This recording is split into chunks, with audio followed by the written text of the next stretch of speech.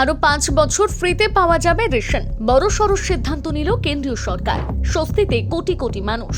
কিন্তু এই প্রকল্পের কি বদল আসছে, কারা পাবেন সুবিধা, জেনে নিন।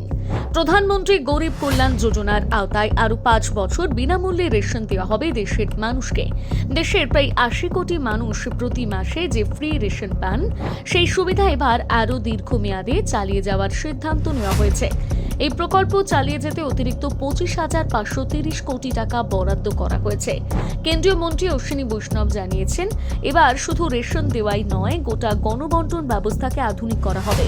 সার্থক পিডিএস প্রকল্পের মাধ্যমে ডিজিটাল প্রযুক্তি ব্যবহার করে আরো স্বচ্ছ দ্রুত পরিষেবা দেওয়ার পরিকল্পনা নেওয়া হয়েছে।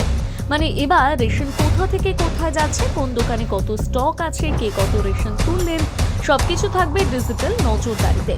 সরকারের দাবি, এর ফলে রেশন চুরি, কালোবাজারি আর দুর্নীতি অনেকটাই কমবে। পাশাপাশি এক দেশ এক রেশন কার্ড ব্যবস্থা আরো কার্যকর হবে। অর্থাৎ আপনি যদি অন্য রাজ্যে থাকেন, তাহলে নিজের রেশন তুলতে পারবেন সহজেই। এবার আসা যাক রেশন ডিলারদের প্রসঙ্গে। কিন্তু ঘোষণা করেছে রেশন পরিবহন এবং ডিলারদের কমিশন বাড়ানো হবে।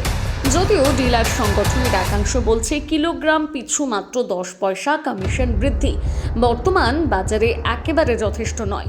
এদিকে বিরোধীরা অভিযোগ তুলেছে, এই প্রকল্পকে রাজনৈতিক প্রচারের হাতিয়ার হিসেবে ব্যবহার করছে কেন্দ্র।